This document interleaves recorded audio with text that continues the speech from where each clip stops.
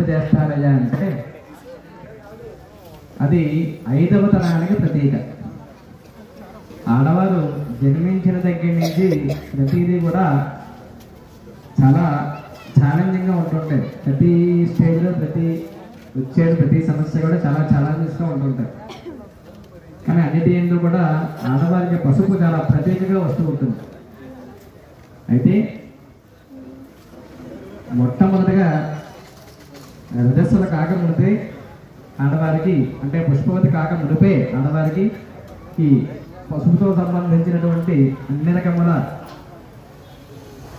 ఈ పూజా కార్యక్రమాలు, పూజా పురస్కారాలన్నీ కూడా ఆడవారికి మనం నేర్పిస్తూ ఉంటాం. అంటే ఆడపిల్ల అంటే కాళ్ళకి పసుపు రాసుకోవాలి, ముఖానికి పసుపు రాసుకుని స్నానం చేయాలి.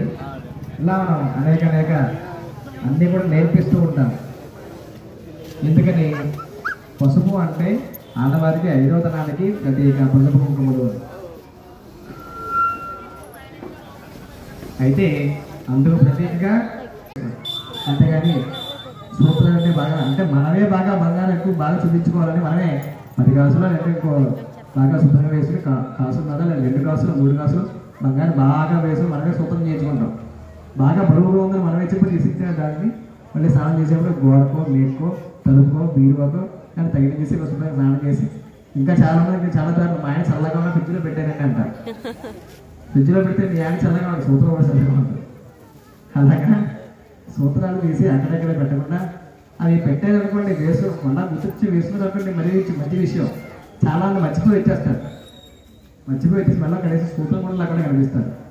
ఈ రోజుల్లో అమ్మాయిలు అంటారా వాళ్ళకి పెళ్ళి అయిందా లేదా కనుక్కోవడం బ్రహ్మతనం కూడా కాదు.